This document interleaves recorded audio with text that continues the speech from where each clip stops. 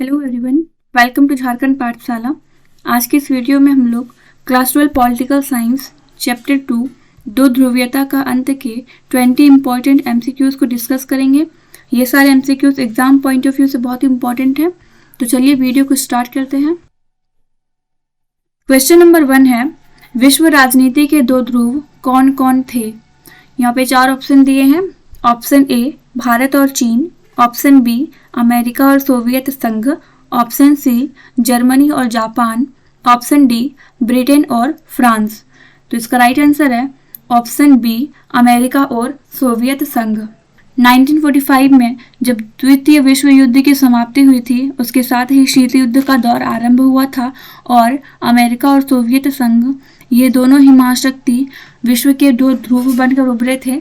1991 में सोवियत संघ का विघटन हो गया और अमेरिका केवल एकमात्र महाशक्ति बनकर रह गई। क्वेश्चन नंबर 2 है, शोक थेरेपी का मॉडल किस पर लागू किया गया?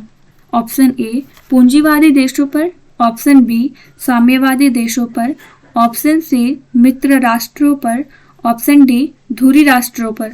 तो इसका राइट आंसर है ऑप्शन बी साम्यवादी देशों पर। 1991 में सोवियत संघ का विघटन हो जाने के बाद शोक थेरेपी को विश्व बैंक और अंतर्राष्ट्रीय मुद्रा कोष द्वारा बनाया गया था। शोक थेरेपी का मूल उद्देश्य था सोवियत संघ की समाजवादी संरचना को पूरी तरह से नष्ट करके उसे पूंजीवादी संरचना में बदलना था। हालांकि ये मॉडल विफल रही थी और रूस का जो सामाजिक संरचना था वो चरमरा गया था। रूसी मुद्रा रूबल में भी गिरावट आई थी। क्वेश्चन नंबर 3 है, दूसरी दुनिया में निम्नांकित में कौन सा देश नहीं था? ऑप्शन ए सोवियत संघ, यहाँ पे संघ होना चाहिए था। ऑप्शन ए सोवियत संघ, option B America, option C Britain, option D Germany.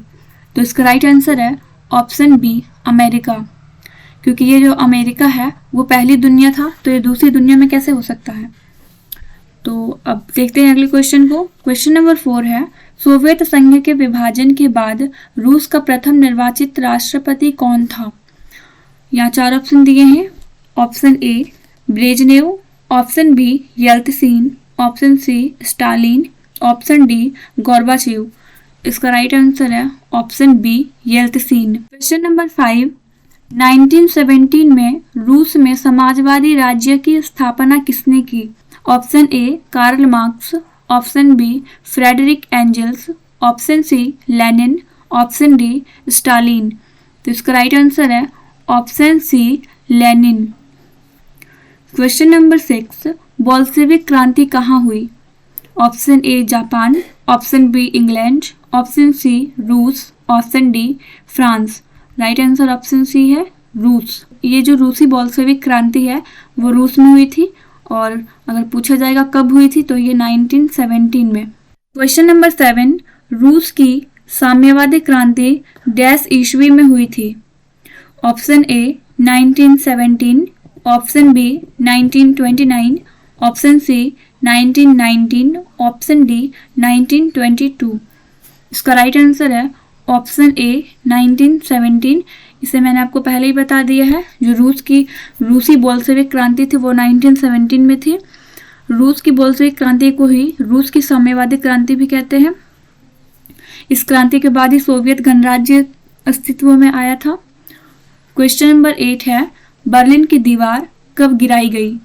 Option A 1987, option B 1988, option C 1989, option D 1990। तो इसका राइट आंसर है ऑप्शन सी 1989। ये जो बर्लिन की दीवार थी वो बर्लिन को पूर्वी और पश्चिमी बर्लिन में विभाजित करती थी। या आप इसे कह सकते हैं कि बर्लिन की दीवार पूंजीवादी देशों को समाजवादी देशों से अलग करती थी। यह दीवार 150 किलोमीटर से भी ज़्यादा लंबी थी, जिसे 9 नवंबर 1989 को वहाँ की जनता के द्वारा गिरा दिया गया था। बर्लिन की दीवार का गिरना सोवियत संघ के विघटन का आरंभ माना जाता है। क्वेश्चन नंबर 9, सोवियत राजनीतिक प्रणाली किस विचारधारा पर आधारित थी?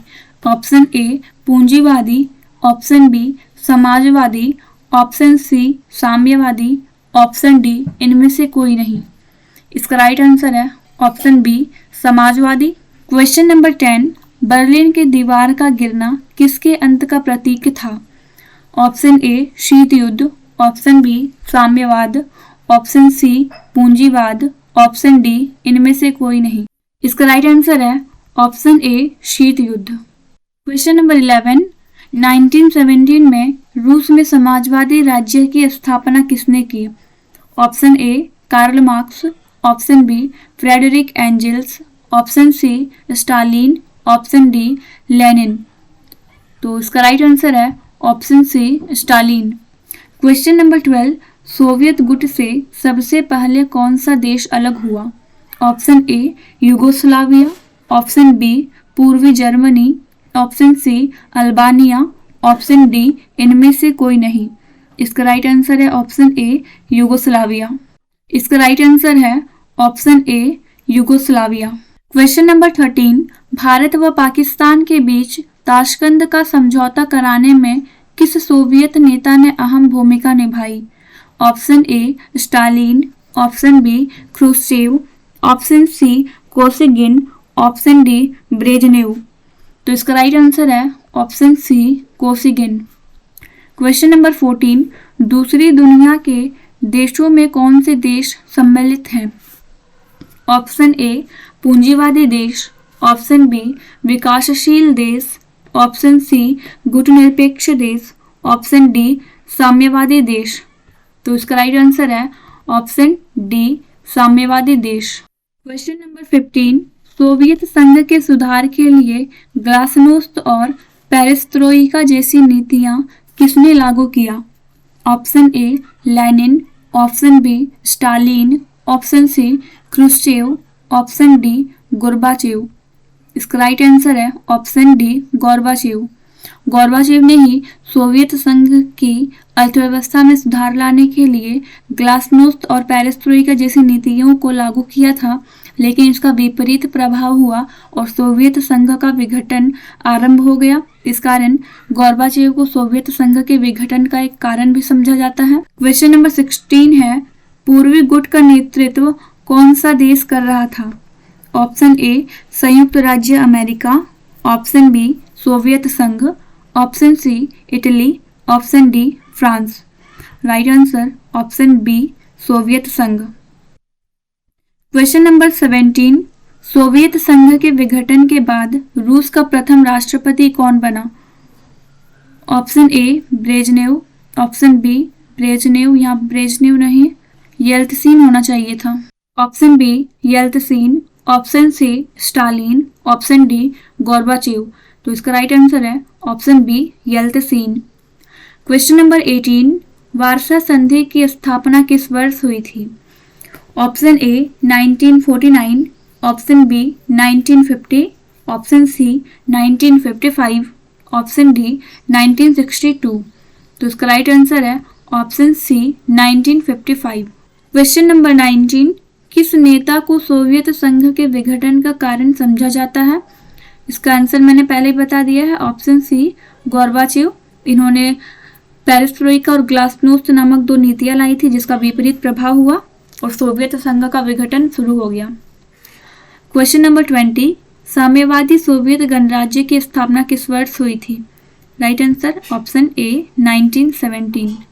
आई होप आपके लिए ये वीडियो बहुत ही हेल्पफुल रही हो। Thank you for watching the video.